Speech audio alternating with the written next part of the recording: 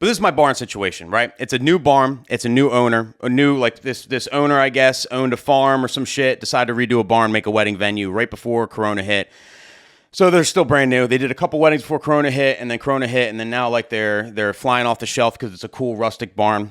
But they're just getting things wrong over here. And this brought up a really good point that I wanted to talk to you guys about. And it's called a venue shit list, right? I put poop list on the thing because, like, I don't know, YouTube's algorithms. You know how it can be weird. YouTube's algorithms will see shit in the title somewhere, and then I can't monetize my video and whatever. I don't know. They've been weird lately, so I just put poop. But it's a shit list. Okay, that's what it's named. I have a notepad in my phone. You know the notes, the Apple Notes. I'm sure Android has it. In the notes, I have venue shit list, okay, on my phone. Venue shit list, and it's not like a list of venues I won't work at, right? There's one on there that No, that's not true. None of these venues I wouldn't work at, okay? I would not refuse a wedding from any venue just because it's at the venue, right? I really won't. But the point of having a venue shit list, if you don't already, and I highly, highly recommend it, is you want to have a shit list of, you want to remember what venues like do things like where it really affects you, like affects your performance. So then when you meet with a couple from that said venue that they're having a wedding at the venue, you can look it up and be like, oh yeah, this venue, they do this, and this. And now you can prepare yourself and talk to the couple about that and prevent all this sort of things from happening. So as an example, back to the barn, Saturday night, beautiful wedding. Love this couple too. They were the coolest couple in the world, right? Long time coming for this wedding. They postponed and all that stuff. We got there super early. We were just doing sound and that's it. No lighting, whatever. So it was nice and easy. But me and Santi still got there early because I didn't know what the load-in was going to be like. And we show up. Sure enough, it's an elevator. I don't know if you follow my stories, you would have seen all this. But it was an elevator, and it was the tiniest elevator on earth, right? Because like my cases fit and everything. So I was like, so first it didn't fit and had to do that. Whatever. We load in, but we get everything in, and the ceremony's in the same room as the reception. I don't know if you guys have dealt with this before. I'm sure you have, but it's in the same room as the reception, and they happen to be getting married right up front and center, exactly where I would be setting up, right? Because there's a stage in this venue. I would be up on the stage and yada, yada. So perfect, right? Now I can't set up until cocktail hour, so you have to set up in this hour-long cocktail hour time. That's the only time you have to set up, which, as a tip, DJs, this will happen to you eventually in your career if it hasn't already. You have to streamline your setup. You have to be able to set up extremely, extremely fast. Quickly, everything. Think of ways to make things faster, and that way you can be set up in 15 minutes in shitty situations like this, right? We are prepared. Me and Santi have our shit down to a science, so it's no problem, whatever. We're just going to break a sweat right before the reception. It's not the best way. I'd rather just set up and fart around for 2 hours, go get lunch like we normally do, but now, whatever. We can make it work, no problem. So we go to set up, and we're setting everything up. At the same time, they're flipping the room and they're setting up the tables, and I'm watching, and they're setting up the tables just like you see right here, right? So just like you see right over here. They're setting up the tables in front of us. I'm like, what? And then the dance floor's in the middle. And you can't see, I should have took a picture from the other angle, but to the right, to the left of this picture is the bar right next to me. So it's me, it's a stage, it's my two RCF stacks, and the bar there's an RCF stack right next to the bar, right?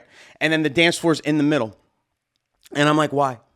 Why would we do this? This doesn't make any sense. You could put the bar on the opposite side, keep the sweetheart table where it's at, push all the tables over, and the dance floor's right in front of me. And then if people want to dance, they can dance right in front. If they don't, they can chill in the back, and the music's not going to be as loud. But now I'm blasting everyone out in front of me, right? So I felt compelled to. I usually don't say nothing. I usually just keep it moving. But this made no absolute sense, and I can tell like they're kind of new. So I was like, all right. So I was like, hey, and I came up to them. I was like, hey, listen, no problem either way. I go with the flow, okay? Not trying to, tell you how to run your business, but just can I make a suggestion? Oh, no problem, right? I was like, all right. You see, if the dance floor's here and we have tables between me and the dance floor, when I go to dance people, anybody who's sitting at these tables are going to have a very, very bad experience at your venue. And that's exactly what I said, right? And I try and put it in a way where it's like a bad experience at your venue. Not like, oh, I'm going to blow, it's going to be hard for me. Like, no.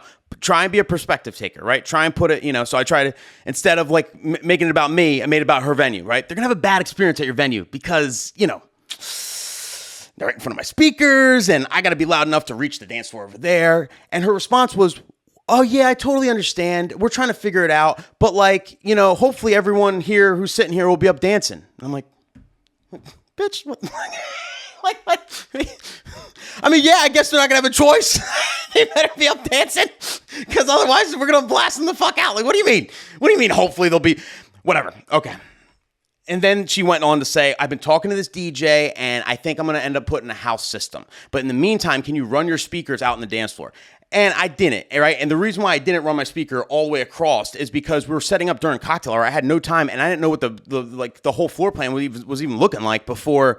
Like, you know what I mean? They're setting the tables while we were setting our shit, and it was just hard. It just wasn't set up right, and I was annoyed. So I was like, fuck that. No, I'm not running shit, right? But she's like, we're gonna get a house system. So then I put that on the shit list as well. So let's talk about the shit list. Adding this to the shit list, right? Number one. Rough load in, right? So that just tells me like, all right, Nick, don't give them huge deals or some shit, you know, and for whatever reason, don't give them, if someone I personally know is getting married at this wedding, they're not getting a discount because loading sucks, right? Number two, you know, tables in between me and the dance floor, right? So that's something to write on the list because if I meet with a couple, right, and they're having their wedding at this place, I'm going to say, listen, love the place, gorgeous venue. Can I make one suggestion though? Like I really, and then I'll say like, listen, the only way I'm fucking DJing there is if I'm on the dance floor. Is that there are no tables between me because I don't want to blow out your guests with it, and I'll sell it, and the couple will 100% say, you know what, you're totally right, and then they'll push for that, and the couple's the boss, right? So they'll get it. Number three, what was the third one? Oh, the house system, right? So if they end up doing a house system, so now I've made a note of that. So if I meet with a couple from this venue, I can bring that up. House system, you know, I heard they're putting in a house system. Did they yet? Oh, they did. They told you about it. Perfect. Now I'm going to say, I'm going to go check it out, make sure it's a good house system. And if not, I'm going to use my own shit, or we're going to sneak my own shit, but regardless, you're going to have great sound, and I know what I can do on that end, right? Having venue shit lists help you do this. It helps you save your own ass, right? You know, if I bring up my venue shit list right now, like a lot of them has to do with house systems. Like I went to a venue recently in New York. I talked to you guys about it a couple of weeks ago, where basically the house system was so bad you couldn't even hear it. You literally could not hear it, right? It was West Hills Country Club. I talked about a couple weeks ago. Well, they're on my venue shit list, right? Awful house system, completely blown, cannot DJ on it. So that's fine. Not saying I want to work there. Of course I'd work there. I'm not a diva, but I'm going to tell the couple, listen, the only way I'm DJing your wedding is if I can bring my own speakers. You have to get that approved by the venue ahead of time because trust me, I am not able to do my job properly if I use that house system, right? You know, like basically like everything like in here. I mean, I have one venue on here for serving us sandwiches, just so I know.